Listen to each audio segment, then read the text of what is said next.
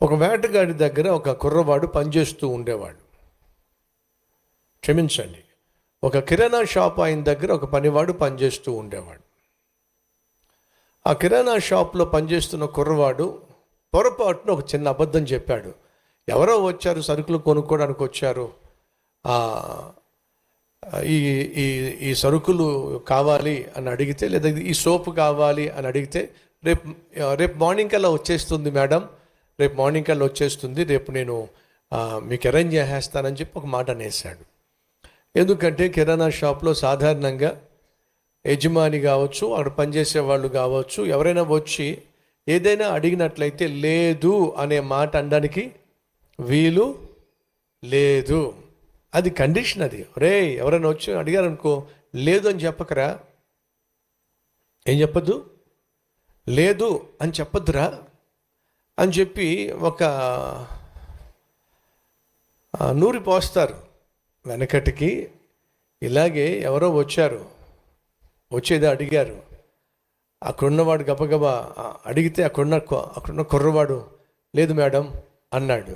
అది విన్నటువంటి యజమానికి కోపం వచ్చింది. గబగబా వచ్చి ఆ మేడంతో అంటున్నాడు, వీడు తెంగురోడు మేడం, కొత్తగా వచ్చాడు, వాడికి ఏం తెలియదు, మీరేమైతే అడిగారో రేపటికి నేను తెప్పించి పెడతాను, మీరేం వరీ కాకండి అన్నాడు. ఆమె వింతగా చూసింది. ఏమిటి రేపటికి తెప్పించేస్తావా? ఖచ్చితంగా రేపటికల్లా నేను తెప్పించేస్తాను మేడం, మీరేమీ వరీ కావద్దు మేడం, మీరు నమ్మండి మేడం, నేను 25 సంవత్సరాలుగా ఈ షాపుని సూపర్ మార్కెట్ నడిపిస్తున్నాను, మాట ఇచ్చానంటే మాట మేడం, రేపు మార్నింగ్ 10 o'clock కల్లా నేను తెప్పించేస్తాను. సరే ఎలా తెప్పిస్తారో చూస్తాను అని చెప్పి వెళ్ళిపోయింది. వెళ్ళిపోయిన తర్వాత పక్కన వాడు అడిగింది, ఒరే ఆమె ఏమడిగిందిరా? ఏం లేదు, ప్రొద్దుట వర్షం వచ్చిందా అని అడిగింది. నేనేమో లేదు మేడం అన్నాను, మీరేమో తెప్పిస్తానన్నారు. ఏం చేస్తానన్నారట? రేపు మార్నింగ్ 10 o'clock కల్లా తెప్పించేస్తాను. అదేదో ముందు చెప్పొచ్చు కదరా. చెప్పనిస్తే కదా సార్ మీరు ఎంతసేపు లేదు అని చెప్పకూడదని చెప్పి నేర్పించారు, కానీ సమయస్ఫూర్తిగా ఎలా మాట్లాడాలో మీరు నేర్పించలేదు, మీరు నేర్చుకోలేదు. అసలు ఆమె అడిగింది ఏమిటో నన్ను అడిగితే చెప్పేవాడిని. అప్పుడు కదా సార్ మీరు వచ్చి సమాధానం చెప్పాల్సింది. ఈ కిరాణా కొట్లో, సూపర్ మార్కెట్లో, సాధారణంగా షాపులో ఎవరైనా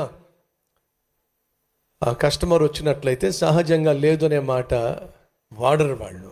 అదే నానుడుకు అలవాటు పడి నీ కుర్రవాడు గబుక్కుని లేదు మేడం రేపు మార్నింగ్ తెప్పించేస్తాను, ఆ సోప్ మీకు రెడీ చేసి పెట్టేస్తాను అని చెప్పిన తర్వాత ఆమె వెళ్ళిపోతే వీడు ఎంత మదన పడిపోతున్నాడు అని అంత మదన పడిపోతున్నాడు. అయ్యో అబద్ధం చెప్పేశాను, అబద్ధం చెప్పేశాను, అబద్ధం చెప్పేశాను, అబద్ధం చెప్పేశాను, ఓ మదన పడిపోతున్నాడు. ఆ కిరాణా షాపు యజమాని, రే ఏమిట్రా అంత టెన్షన్ పడిపోతున్నావు, ఏమిటి అంత మదన పడుతున్నావు ఏమిటి? లేదు సార్ నేను అనవసరంగా అబద్ధం చెప్పేశాను, సోపు రేపు పొద్దున్న తెప్పించేస్తాను అన్నాను, మీరేదో నాకు మొదటి నుంచి ఇదే చెప్పారు, ఎవరికి లేదని చెప్పొద్దని చెప్పన్నారు, నేనేం పొరపాటుని చెప్పేశాను అని అంటే, అప్పుడు ఆ యజమాని అంటున్నాడు, ఏంట్రా ఒక్కసారి అబద్ధం చెప్పినందుకే నువ్వు అంత టెన్షన్ పడిపోతున్నావా? రే 40 సంవత్సరాలుగా కిరాణా షాప్ నడిపిస్తున్నా, అబద్ధాలు చెప్పకుండా ఒక్క పూట గడవలా, ఒక రోజు గడవలా. నన్ను చూడరా ఎంత బేషుగ్గా ఉన్నానో, ఎంత హాయిగా ఉన్నానో, నువ్వేమిట్రా ఒక అబద్ధం చెప్పి టెన్షన్ పడిపోతున్నావు అని అంటే, అప్పుడు కాసేపు ఆగి ఆలోచన చేశాడు కుర్రవాడు. నిజమే కదా, ఈ 40 సంవత్సరాలుగా అబద్ధాల మీద అబద్ధాలు చెప్పుకుంటూ ఈ వ్యాపారం చేస్తూ వచ్చాడు. ఏ నొప్పి లేదు, ఏ బాధ లేదు, ఏ చింత లేదు. ఒక అబద్ధం చెప్పిన తర్వాత నేను ఎందుకు ఇంత టెన్షన్ పడిపోతున్నాను అని తను కూడా ఆలోచన చేస్తే జవాబు వచ్చింది. ఆ జవాబు ఆ పెద్దానికి చెప్పేశాడు. అయ్యా మీకు ఒక విషయం చెప్పమంటారా? ఏంటో చెప్పరా? చచ్చిపోయిన శవం ఉందనుకోండి, ఆ శవం మీద 3 బస్తాలు బియ్యం పెట్టారనుకోండి, ఆ శవం ఏమన్నా కిక్కురుమంటది అంటారా అని. చచ్చిపోయిన శవం మీద బరువు బస్తాలు పెడితే దానికేం తెలుసురా? కిక్కురు మనదో, అది చచ్చింది కదా, కాబట్టి చచ్చిన శవం మీద నువ్వు కాలేజ్ తొక్కినా బరువు పెట్టినా కిక్కురు మందు.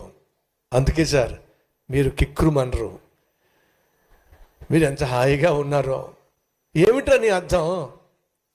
ఆత్మీయంగా చచ్చిపోయిన వాడికి అబద్ధం చెప్పిన, అన్యాయం చేసిన, అవినీతితో అక్రమముగా సంపాదించిన వాడికి ఏమనిపించదు సార్.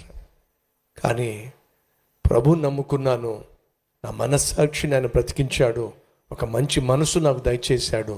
అబద్ధం చెప్పేసరికి ఆ మంచి మనస్సాక్షి తట్టుకోలేక లోపల గోల్ చేసేస్తుంది సార్. కాబట్టి నేను ఆత్మీయంగా బ్రతుకున్నాను కాబట్టి అబద్ధం చెప్పినప్పుడు నా మనస్సాక్షి ప్రశాంతత కోల్పోయింది. 40 సంవత్సరాలుగా మీరు అబద్ధాలు చెప్పిన మీకు ఏమనిపించట్లా? ఆత్మీయంగా చచ్చిపోయిన వాడికి ఏమనిపిస్తుంది సార్? మనస్సాక్షిని కోల్పోయిన వాడికి తప్పులు చేసినప్పుడు, పాపిష్టి పనులు చేసినప్పుడు మనస్సు ఎలా గద్దిస్తుంది సార్? మీకు మనస్సాక్షి లేదు, మనస్సు లేదు, చచ్చిపోయింది. కానీ మనసు ఇంకా బతికుంది. ఎందుకన్నా ప్రభు ఆ మనస్సును, మనస్సాక్షిని బ్రతికించాడు సార్.